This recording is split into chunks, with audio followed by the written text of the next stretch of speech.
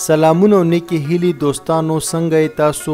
زما ته امید دی چې تاسو به ښه یو. زه عبدالولي خان ټریولر لخوا یو ځل بیا او نن به زه تاسو ته خپل راپورټ وړاندې کوم پښتون په کینیډا کې. کینیډا ته لږ ټیم مخکې زه تللی وم، نو ما ویل چې د هغې تجربه تاسو سره شریکه کړمه چې پښتون کینیډا ته هم رسېدلی دی. کینیډا یو ډېر ښکلی او ډېر ښه ملک دی په دنیا کې. کینیډا که موږ د دې جغرافیه ته وګورو نو کینیډا په دنیا کې دویم نمبر غټ ملک دی، یعنی د ځمکې په لحاظ سره د رشیا نه یا روس نه بعد دویم نمبر د ټولو نه غټ ملک دی. داسې تاسو ویلی شئ چې یو 15 پاکستانه جوړیږي د کینیډا نه، یعنی که کینیډا پاکستان ته تاسو واړوئ نو یو 15 پاکستانه به د یو کینیډا نه صرف جوړ شي، او که افغانستان ته واړو نو یو 20 افغانستان هم ته جوړیږي، صرف د کینیډا نه دومره غټ ملک دی. او بل اړخ ته د کینیډا آبادي چې کوم ده خلک یې ډېر کم دي، یعنی تقریبا 3.5 کروړه خلک دي. خو یو بله خبره بیا داسې ده چې کینیډا کې زیاتره علاقه چې کوم ده هغه واوره ده، یخه علاقه ده، نو هلته کې ژوند ډېر کم کیږي، یعنی ډېر کم خلک هلته اوسیږي. لکه د کینیډا چې کومې صوبې د امریکې سره لګېدلي دي نو هغه صوبې چې کوم دي د ژوند هلته هغه لږې ګرمې دي او هلته کې چې کوم دی ژوند کیدی شي. او نور ځایونه چې کوم دي لکه لرې لرې غټې غټې صوبې چې کوم دي هغې کې واورو نه ډکې دي، نو هلته ژوند ډېر مشکله دی. خو بیا هم د کینیډا آبادي کمه ده او کینیډا ته خلک چې کوم دی پکاري هر کال هلته کې کینیډا ته خلک ځي او کار کوي هلته په کینیډا کې. د ټولې دنیا نه هغوی چې کوم تکړه خلک دي، کوم کسان چې لکه ډاکټران، انجینران، پیلوټان، داسې نور چې کوم تکړه تکړه کسان دي تعلیم یافته، هغه کینیډا راغواړي. وجه دا ده چې هلته کسان پکار دي او مطلب کینیډا ملک ډېر غټ ملک دی، پوه شوې. او نور دا ځینې ځایونه ګرم دي خو لیکن یخني بیا هم ډېرې چې کوم د کله د یخنۍ موسم راشي په کینیډا کې نو ډېره سخته یخني پکې. خو اصل مزه د کینیډا په ګرمۍ کې. نو زه هم کینیډا ته په ګرمۍ کې تللی وم او ما ته ډېر خوند راکو د کینیډا چکر. اوس به د ټول نه اول تاسو ته په دې کې دا خبره هم وکړم چې د کینیډا ویزه څنګه میلاویږي. د کینیډا څرنګه چې تاسو ته معلومه ده کینیډا د دنیا یو ډېر ترقي یافته ملک دی، یو ډېر ښه ملک دی او هلته ډېر چې کوم دی خلکو ته چانسونه میلاویږي. د امریکې سره نږدې دی او د پاسپورټ د دنیا په 15 طاقتورو پاسپورټونو کې راځي. او اکانومي چې کوم ده یعنی کوم چې د کینیډا معاشیت دی نو هغه هم د دنیا په 15 نه واخله 10 پورې چې کوم د ټولو نه بره طاقتونه دي په هغې کې راځي.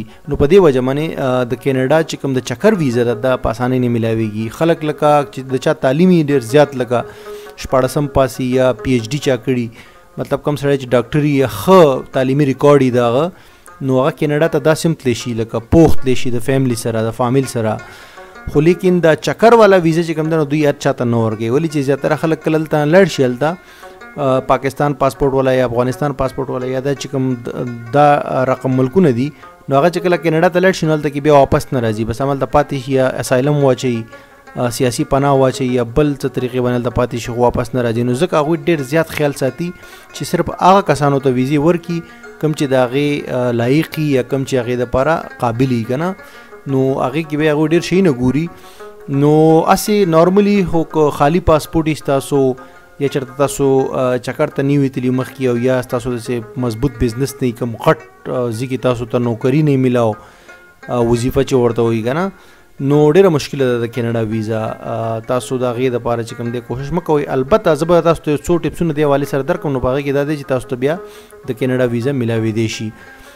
مثال په طور باندې که تاسو په حکومت کې یا په بل پرایویټ کوم اداره کې ډېر غټه نوکري کوئ، او غټه نوکرۍ نه مطلب چې تاسو که 4-5 لک روپۍ د میاشتې تنخوا او یا دغسې کوم ښه بزنس وي د هغې ښه انکم وي او داسې ټیکس میکس هم ورکوئ ستاسو په نوم باندې پراپرټي او داسې غټ حساب کتاب وي. خو د هغې سره سره چې دغسې ستاسو د فاینانشل بیکګراؤنډ چې کوم دی هغه هم مضبوطي او تاسو واده کړی، مطلب ښځه بچي دلته پاکستان کې پاتې، دې ته وایي فیملی ټایز که نه، چې دا مضبوطي د خپل ملک سره تعلق چې مضبوطي نو بیا چانس زیاتېږي. خو دې سره سره چې تاسو سره که د امریکې ویزه وي که نه د امریکې، نو بیا کینیډا والا ویزه درکوي. نو ما سره هم د امریکې ویزه وه، نو ځکه کینیډا والا چې کوم دی بیا زما چانس زیات شو د هغې د وجې.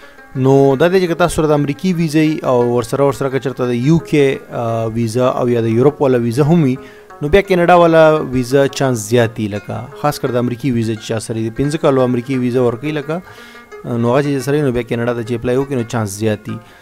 نو هغې نه علاوه ډېره مشکله ده. خو بهرحال زه بیا لاړم چکر ته کینیډا ته. نو یو 2 میاشتې مالته تېرې کړې او ډېر ځایونو ته لاړم. زه په ګرمۍ کې تللی وم او په جون جولای کې زه هلته کې وم.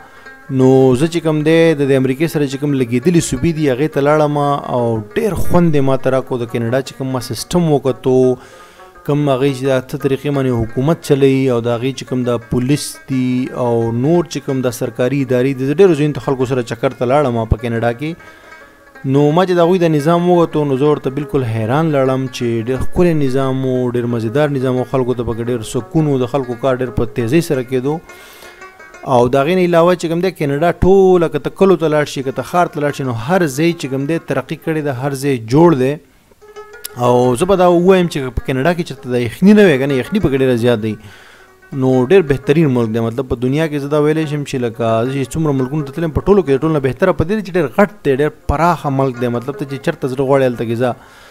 او دا دی چې ځایونه پکې ډېر زیات دي، که یو ښار کې ستا زړه نه لګي بل ښار ته لاړ شه، بل ته لاړ شه. او د پاکستان او افغانستان خلک هم پکې ښه ډېر دي، مطلب خاص کر په دې ټورنټو وغیره کې. نو زه چې کله کینیډا ته لاړم نو په کینیډا کې زه د ټولو ښارونو ته لاړم، خاص کر په د 2 صوبې چې دا ډېرې ښایسته هم دي او د امریکې ته لږې نږدې دي. د یوې صوبې نوم دی کوبیک او د بلې صوبې نوم دی اونټاریو. نو دا 2 صوبې چې کوم دي دا ډېرې مشهورې هم دي، ډېرې غټې صوبې هم دي. په دې کې د ټولو نه زیات خلک یعنې تاسو دا ویلی شئ چې دا 80% چې کوم د کینیډا خلک دي هغه په دې 2 صوبو کې اوسېږي. او دا 2 صوبې امریکې ته یو ځل بیا زه وایم چې ډېرې نږدې دي که نه. نو په دې کې چې کوم د کتلو ځایونه دي هغه یو خو د ټورنټو ښار تاسو به اورېدلی ډېر مشهور ښار دی، په کینیډا کې په ټوله دنیا کې مشهور دی. دغه ښار کې ما ډېرې چکرې وولې. په دې کې ډېر زیات ځایونه دي د چکر د وهلو، لکه ټورنټو هاربر شو. د هغې نه علاوه چې کوم دی په دې کې دا ډاون ټاون ډنډا سکویر چې کوم دی دا په دې کې دی داسې نورې جزیرې دي پکې وړې وړې او ډېر ښکلي ښکلي مارکیټونه دي پکې، تاریخي ځایونه دي پکې، پوه شوې چرچونه دي پکې. نو دا ټول ځایونه ما وکتل. په ټورنټو کې ما کافي ټایم تېر کړی او د هغې نه علاوه زه په کوبیک کې چې کوم دی مونټریال ته تللی وم. مونټریال به د کوبیک صوبې د ټولو نه غټ ښار دی او مین ښار دی. په هغې کې ما ډېر چکر والی او په هغې کې یو پخوانی یعنې اولډ سټي چې ورته وایي هغه ځای ډېر ښکلی دی. او په کوبیک کې چې کوم دی ډېر تاریخي ځای دی. کوبیک کې اصل کې فرانسي ژبه ویل کېږي، یعنې هلته کې په کینیډا کې داسې حساب دی چې 2 قومي ژبې دي، یو فرانس والا ژبه ده یعنې فرنچ او یو د انګلیش. نو چې کله هم تاسو کوم حکومت سره څه کار پیښیږي نو تاسو ته چې کوم شی درکوي هدایات نو هغه په 2 ژبو کې، هم به په فرنچ کې او هم به په انګلیش کې. خو بیا خاص کر د کوبیک چې کومه صوبه ده نو په دې کې بیا مکمل طور باندې فرنچ چلیږي. یعنې ته چا سره هم خبرې کوي هغه به اول په تا سره به فرنچ کې خبرې کوي، چې کله ورته ته ووایې نو بیا په انګلیش کې شي. نو مونټریال هم یو ډېر ښکلی ښار دی، هغه مې چکر و. هغې نه علاوه زه اوټاوا ته تللی وم. اوټاوا د دوی پایتخت یعنې کیپټل دی، دارالحکومت دی او هغه ځان له ډېر ښکلی ځای دی، ډېر ښه ځای دی، ډېر ښکلي ښکلي په هغې کې بریجونه دي او د اونټاریو ریور دی پکې. او بیا د هغو پارلیمنټ چې کوم دی ډېر تاریخي ځای دی، هغه په دغه اوټاوا کې دی. یعنې چې کوم د دوی پارلیمنټ دی چېرته چې قانون جوړېږي او وزیر اعظم هم هلته اوسېږي. تاسو ته پته ده جسټن ټروډو نن سبا وزیر اعظم دی، هغه هم هلته په اوټاوا کې.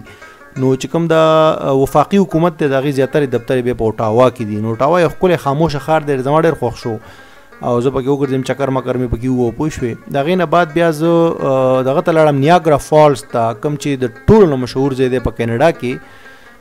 دلته کې یو ډېر غټ مطلب د اوبو یو دغه د چشمه ده، دا لاندې اوبه روانې، پوه شوې، او ډنډ ته او ډېر غټ ځای دی. مطلب یو یقین سړي ته نه ورځي چې دا څنګه د قدرت نظاره ده که نه.